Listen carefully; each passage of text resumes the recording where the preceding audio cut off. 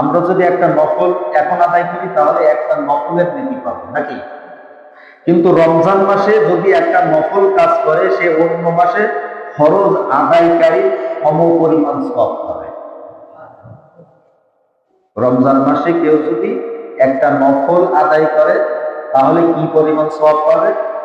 ফরজের সমান সওয়াব পাবে। এই মাসে আপনি যদি 1 কোটি নফল আদায় করেন, কয় কোটি? ভালোভাবে শুনছেন তো? ঘুমোচ্ছেন না তো? এই মাসে আপনি যদি 2 কোটি নফল আদায় করেন, কয় কোটি?